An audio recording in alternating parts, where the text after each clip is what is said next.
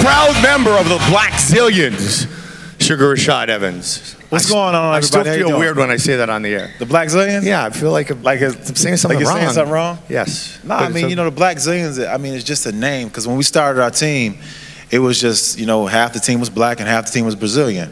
So we just, you know, Bigfoot's the first one to say it. Yeah. He's like, Rashad, it's like half the team is black, half the team is Brazilian. We should call ourselves the Black Zillions. And I was like, well, first of all, it's Bigfoot, so whatever he says goes. Secondly, you know, R is H in Brazilian, so I guess you would be Rashad, right? Rashad, and Anthony Rumble Johnson is Humble Johnson. Everybody call him Humble. And Humble's got a big fight coming up. Humble's going to 85 is what I'm understanding, to fight some kid named the Phenom, huh? Yeah. This is it's going to be a big fight for him, you know. But you know, Anthony, he's a gamer, man. He'll step up to fight anybody. Yeah. You know, sometimes when I'm in training camp, he's coming at me. I'm like, man, you should be like a 205 pounder, because he's bigger than me. Most of the time when he walks around, he's like bigger than me. And every single time you ask him how much he weighs, he's always like, oh, I'm at 205. And you can look at him like, dude, I clearly see you weigh at least like 220. Yes. How about your spar? Okay, this was good, because you know, when he was in the title fight, Gray Maynard, I said he has walked around. He has been as much as 200 pounds. Talking about Gray, the power lifter. I didn't say he walked like that. Although you, Mr. Fight Guy on Twitter, you said I did. He's never been. Okay, when Gray's jacked up and when his knee was hurt and he was just powerlifting, he was not 190 pounds. He was a little bit more. Yeah, when Gray, before he started to really get into fighting, he was massive. He got up to at least like 200, 205 pounds. I'm sorry, what did you say? 200, at least 200, 205 Twitter that, pounds. bitches. Now he was huge. Gray went to this phase like where he was massive. He like went riding his motorcycle across country, and he was like, he was a biker, and he got big. Perfect dance. I'll pay you in the back. All right, here's how it works. You can ask any question of myself, any question of Rashad. Microphones are over here. Fight Club's all about you guys. It's funny. I just asked you. I go, what's next? And now between the hand and Lyoto coming in to fight John, and your true answer was. Shit, I don't know, man. I don't know, man. I'm just waiting to see who they give me. You know. What are you gonna do, man? I can't throw a pity party about it. Just fight whoever who they put in front of me. Because I mean, that's what I got to do anyways. If I want to be the best, I got to beat everybody anyway. So it don't matter how they line them up. They all gonna fall down the same. At first, we talked about, you know, before the opponent changed, but fighting Tito, you needed a time off. You needed to heal some injuries. You needed to get, you know, back to focus mentally and physically. That rest was okay. Yeah. Then you came out and fought tremendously. I'm guessing, obviously you broke your hand, but I'm guessing you didn't want another rest on top of that, though. You had already kind of gone through that emotional roller coaster ride. Yeah, I did not want another rest. You know, I thought that, you know, once I broke my hand and it was fixed and everything, that once I got the pins out, I'd be able to use my hand like normal. But having my hand in a certain position for so long, I damaged my ligaments and my tendons, and they need to be stretched out again. And it's just a process, just getting everything strong again. So, like in my left hand, when I first got tested about a week ago, I had 145 pounds squeezing pressure in this hand, and I had 10 pounds of squeezing pressure in that hand. So it's a bit weak, but I'm sure it's getting stronger, and I've been doing my rehab to make sure it gets stronger. I've never really thought about this, and we'll get to some questions. So come on, line up on the microphones if you would, guys. But the little gloves are part of the sport. I mean, that's so you can grapple. That's so the fingers are free. We obviously have some of the greatest guys in the back taping your hands up, but still we see a lot of broken hands, a lot of damaged hands. Is there something we, you know, as a sport can do to try to protect the hands, or is it just, you know, something that happens in the sport? It's just something that happens in the sport, and it's always going to happen, you know, because when you're wearing those gloves, they're small, like you said, and you know, you're hitting the head, and sometimes the hardest part in the head is the top of the head, always, and that's why I hit Tito. You know, I was throwing the punch, the overhand, and I was like, okay, I got him. I was lining him up, and I shot it. And as soon as I shot it, he moved it forward, and my thumb hit him, so it didn't have my knuckles didn't get a chance to come around, and I knew right away I broke my hand, because my hand got really, really hot, and I'm just like, dang, and it felt like it was bleeding. That's how it felt, really warm. And I knew something was wrong with it, but I didn't want to say nothing. I didn't even want to like give any kind of indication that I broke my hand that fast in the fight. Crazy though. And Tito has a hard head. Tito, I mean, his head is big. I mean, you can't really miss it, which is a good thing. The bad thing is you might break your hand. And we're not being mean to Tito, but if he had a smaller head, he could fight 85. No, he probably could. I mean, but he has been tremendous for the sport, and it was a great fight. You were up there first, sir. So go ahead, please fire away. Hi, Rashad.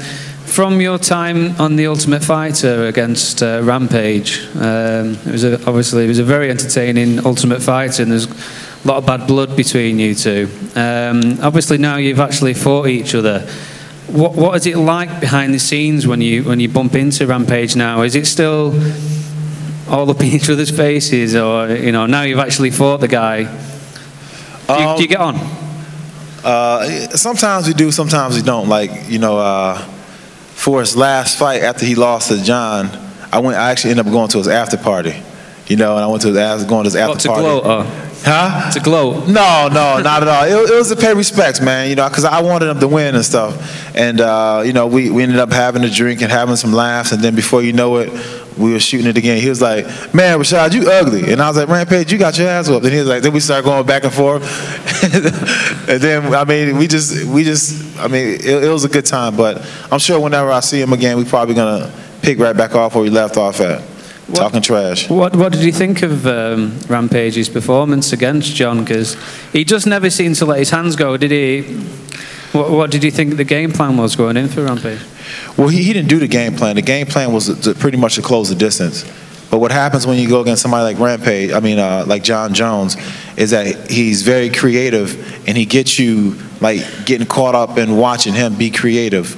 And Rampage does not have the footwork to, watch him be creative, but then get away from anything that he might do. So when he was being creative and looking like he was going to do something, Rampage would sit there and wait for him and watch to see what he was going to do. And then before you know it, he just started just picking him apart. Okay, thank you, Rashad. Yeah. Thank you very much. And even in the battle that you had with him, I mean, the one thing about Rampage is he'll fight. Yeah, he'll fight. He comes to fight, and Joe commented a lot that night, Rashad, about how he almost became mesmerized in watching this crazy Matrix fighter, John Jones. And you've been with Winkle John a ton of times. Right. He threw more kicks that night, John Jones did, than I think he did his entire career. So every time Rampage tried to come in, boom, he was getting a foot right on the side of his head. That's going to make you a little cautious the next time you walk towards him, isn't it? No, it is too. But one thing about it that I was hoping that he was going to do is he was going to make him pay every single time. So if he threw a kick, no matter if he caught the kick or got to or punched him in time, that every single time he knew that he threw a kick, he was going to get a punch. Right. And he had to make him pay, and he didn't make him pay. He was checking it, but he didn't make him pay afterwards. Would your pure wrestling be a huge difference in a fight like that? Take you and put you where Rampage was, the same plan John was. Would your pure wrestling ability be the difference? Your shot, your quickness, your explosiveness? Yeah, I mean the fact, at least on paper. Yeah, on paper, and I think in reality, because of the situation is that I'm more athletic than Rampage. Right. And I'm not going to stand there and let John do some of the things he's going to do. I mean, could John catch me with some of the fancy stuff that he does everybody else? Yeah, probably. But if he does, then I'm going to make him pay a little bit. And that's one thing I think that a lot of people don't do. They let him do things, and they don't make him pay. They let him set up and move and do his stuff that he does, but then they don't give him nothing to think about. And if you have a fighter who is just not, you're not giving him anything to think about, you're not giving him, anything to worry about, then he's going to just do what he wants to do. I think we've had that conversation about some dude at 185 as well, right? Exactly. Yeah. See, that's one thing. See, you follow Chael Sonnen. Chael Sonnen, when he fought Anderson Silva, he took the fight to him. He didn't care what Anderson did. He just went right in and rushed him, closed the space, got in his face, and it was a different fight. He even beat him standing up because of the fact that he just rushed him. Yeah. That's why I like Nick Diaz, George St. Pierre. Same thing. Yeah, how about Nick Diaz coming back triumphantly? And just for the record, I hope that we haven't seen BJ Penn for the last time, because he's a great champion. So big love out to my brother BJ Penn back in Hawaii right now, enjoying the family.